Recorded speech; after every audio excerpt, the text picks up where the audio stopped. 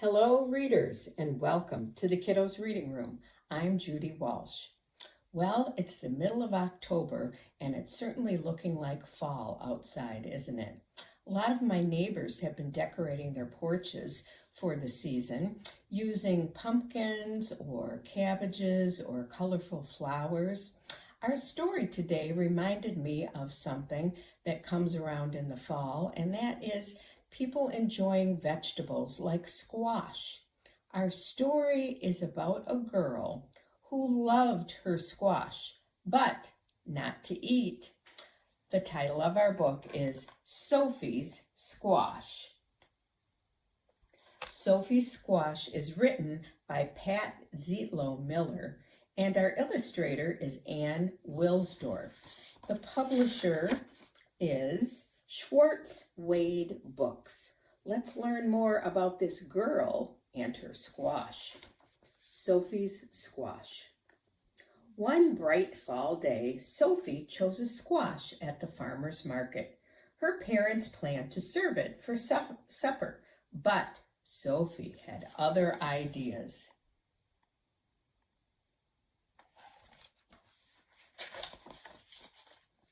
It was just the right size to hold in her arms, and just the right size to bounce on her knee, just the right size to love. "I'm glad we met," Sophie whispered. "Good friends are hard to find." At home, Sophie used markers to give her squash a face, and then she wrapped it in a blanket and rocked it to sleep.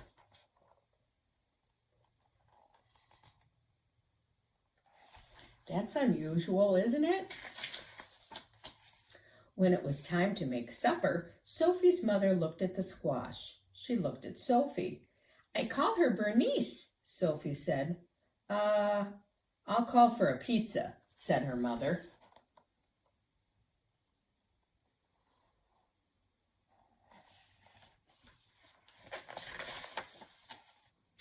After that, Bernice went everywhere with Sophie. To story time at the library, to visit other squash at the farmer's market, to practice somersaults by the garden.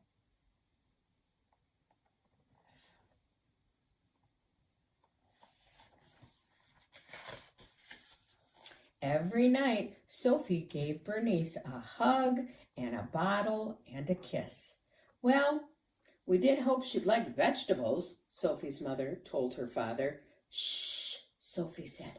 "Bernice is sleeping."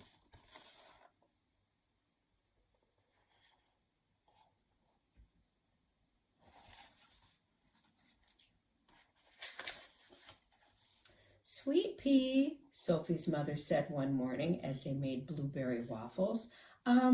Bernice is a squash, not a friend. If we don't eat her soon, she'll get mushy and gross. Let's bake her with some marshmallows. Won't that taste yummy?" "Don't listen, Bernice," Sophie cried.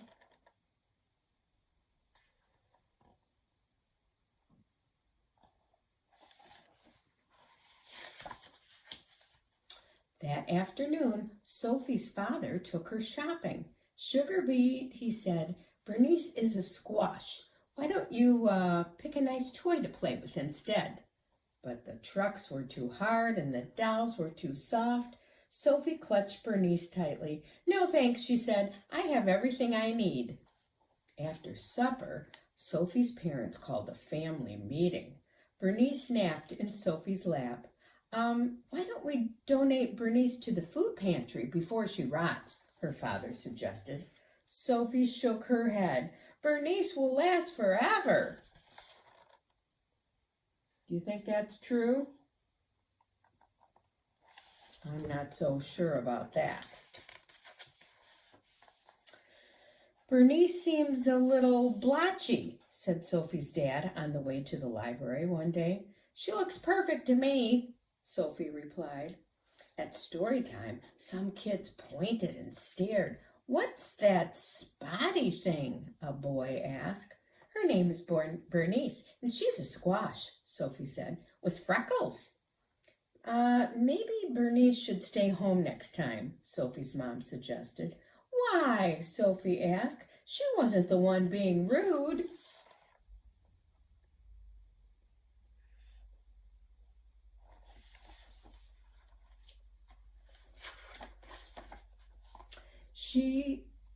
Sophie noticed some changes. Still, as winter neared, Bernice seemed softer and her somersaults lacked their usual style.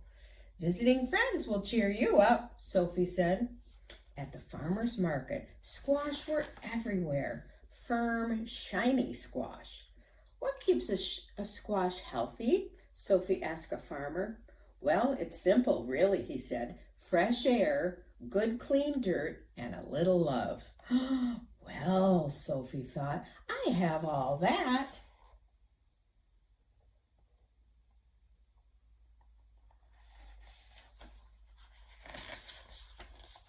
At home, Sophie cleared leaves from Bernice's favorite spot. She made a bed of soft soil, tucked Bernice in, and kissed her good night.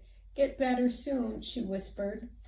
That night, while Sophie slept, the wind whistled and tiny snowflakes fell. I wonder what's going to happen to Bernice. When she awoke, the world was covered in white. Do you think Bernice is cold out there? Sophie asked her mother. I'm sure she's warm and cozy under her snow blanket, her mother replied.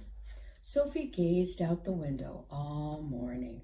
She was still there in the afternoon when her father came home with a surprise. You need a new friend, he said.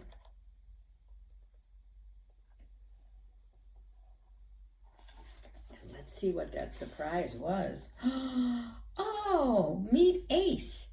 Ace was nice, but boring. He just swam around and around in his bowl.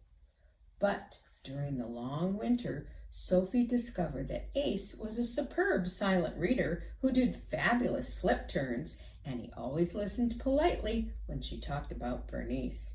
Bernice was great at keeping secrets. And there's Ace, the new friend. He's a fish. But I think Sophie is still kind of sad. When the snow finally melted, Sophie rushed to the garden. The only thing there was a small green sprout. It looked strangely familiar. Bernice, Sophie said, how was your winter?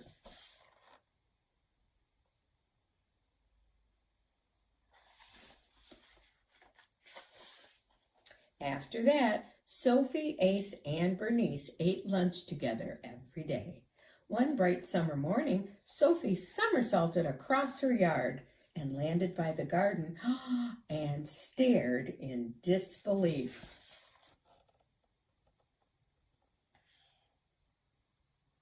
Let's see what she saw. Bernice had grown 2 tiny squash. Wow, Sophie told them, you look just like your mom.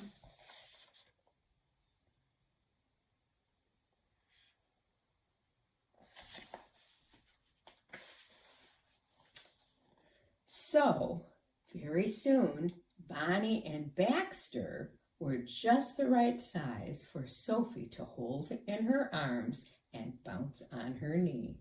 Just the right size to love. And so, she got a couple new friends, didn't she? And that's the story of Sophie's squash. That girl really did love her squash, didn't she? And I doubt if you love a squash like she did. However, maybe you have a pet that you love, or a brother or sister I'm sure you love, or even a special toy or a stuffed animal that you love to care for. I know readers have a special love for their books and always take good care of their books, just like you do, I'm sure. So, happy reading. I'll look forward to another fun story next week with all of you. And since Halloween is coming up, we'll explore a couple Halloween books in the next few weeks. Thanks for joining me.